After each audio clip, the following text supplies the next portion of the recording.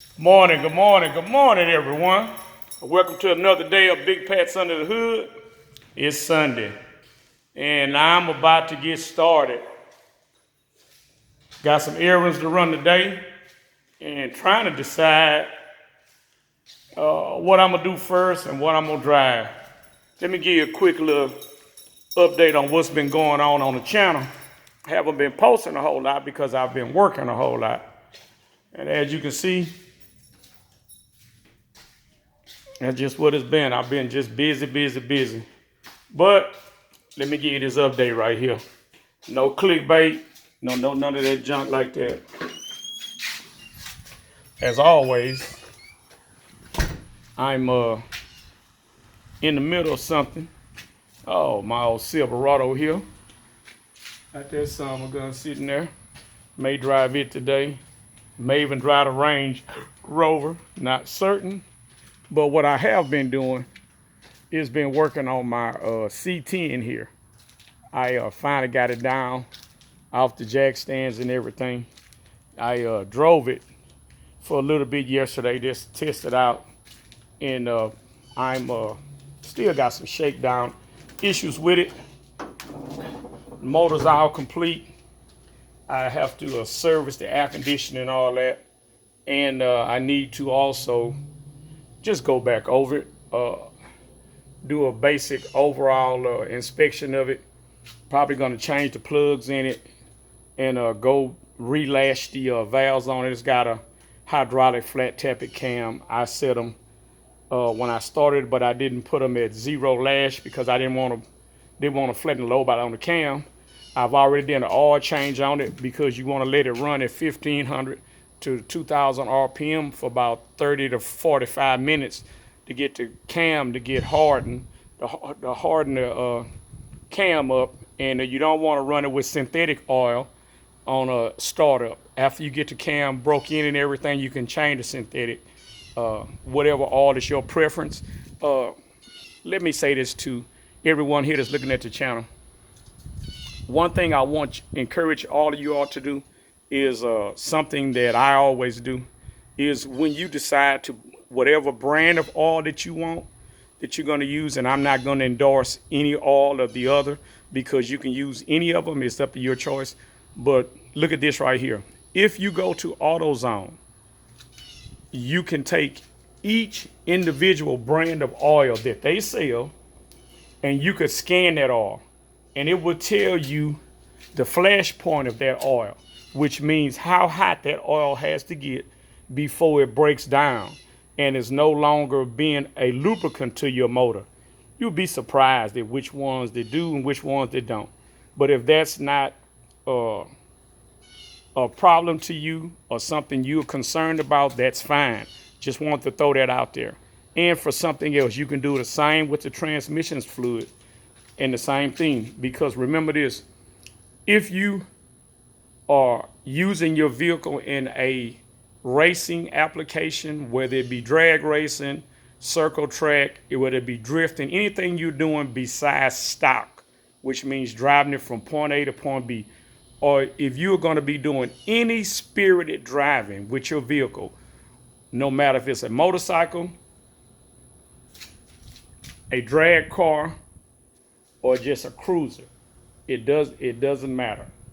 If you're going to do anything other than just drive the vehicle from point A to point B, you need to really dive into looking at the temperature breakdown of the oil, when it breaks down, at what temperature, and the viscosity and all of that.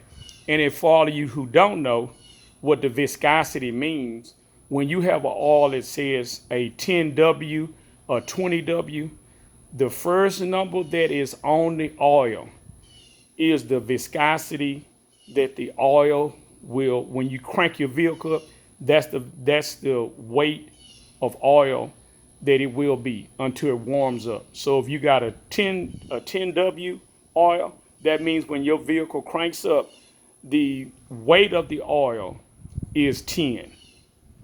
And once it warms up, then it would transition to whatever the second number is.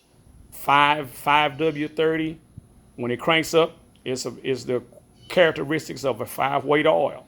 Zero W30, when it cranks up, is the viscosity of zero rate, which means that it will flow real easy. It will flow real easy. The smaller the number, the more easy it is for the oil to flow. So just remember that. Me myself, I'm always running 2050 or 1540.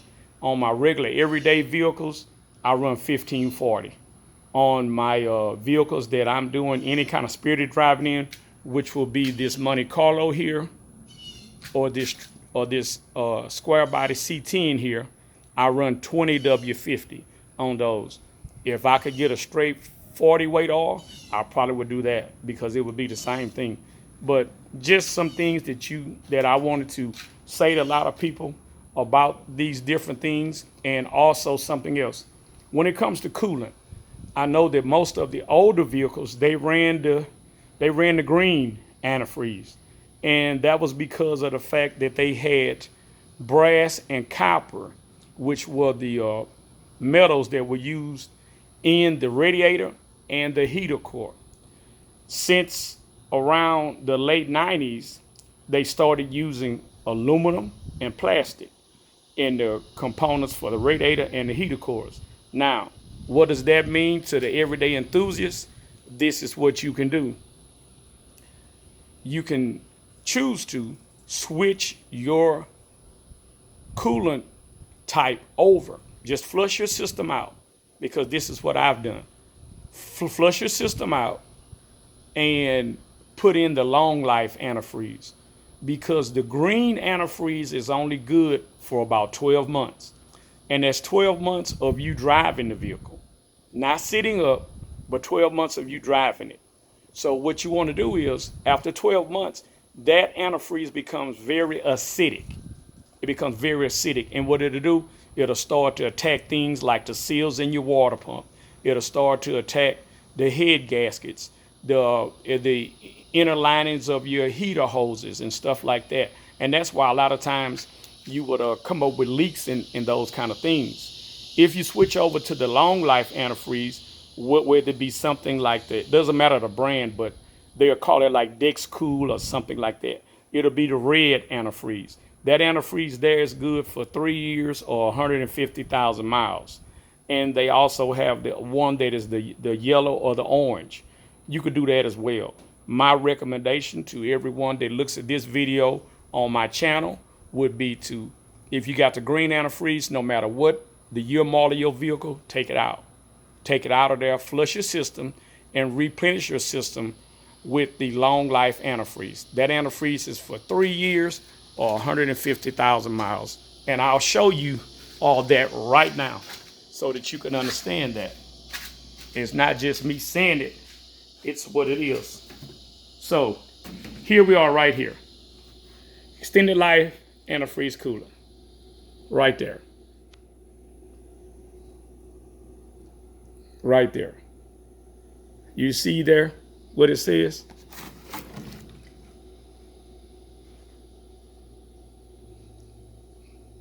Look at what it says. Up to 5 years or 150,000 miles. So for all of you guys or girls that have a vehicle that, even if you don't drive the vehicle every day, it doesn't matter. If you don't want to have to worry about head gaskets or heater cores, radiators leaking and things like that, then that is just, you're going to pay the same price for it. But my recommendation is to change to the extended life in your vehicle. It's not going to cost you anything, but it will save you on the end, because who wants to open up the hood of their vehicle or walk up to their vehicle and see a put of antifreeze underneath it because the water pump is failed, and you wonder, man, why did my water pump fail? Why did my heater core fail? Because the other conventional antifreeze, which is the green antifreeze, is only good for 12 months. After that, it becomes acidic. That's why you have to flush it.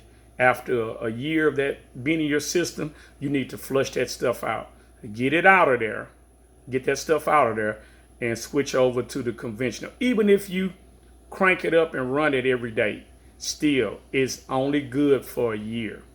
So get it out of there, because that's what I started. That's what I started this pickup out with. It's on this extended life. That's what I have it on. That's what I have it on. And like I can say, you see what it says. This is not me talking, anything like that. And I'm not endorsing no one's product. I'm not endorsing AutoZone or O'Reilly, anybody. I'm just showing you because that's the brand that I bought, because that's the auto part that's right by me, and I do a lot of trading with them. So I'm just showing you factual, not something that I'm making up, no clickbait or anything like that. It is just exactly what you need to do, and on your vehicle, so that you won't have to worry about those things. Also, I was telling you all about the 2050 that I run in my vehicles. This is the viscosity of oil that I run in my vehicle. It's right here. And what I like about the STP is that it comes out of the jug clear. It doesn't have that dark brown color in it that a lot of the other oils do. So you can readily look at the oil, see if any has been diluted, any contamination, because the oil comes out extremely clear. It's extremely light. And so that right there, when it comes to my Silverado, my 4x4, I run Pennzoil in it, 5W30. Now, I know a lot of you have different questions and stuff like that, but this is what I run. Full synthetic, the Pennzoil, 5W30. The reason why I do that is because my truck, when it was new, it called for a 020. And after I put some miles on it, I switched it to the 5W30 to give me a little bit more protection, because I've got over 100,000 miles on the truck as well. No problems, no leaks, anything like that. Everything's great.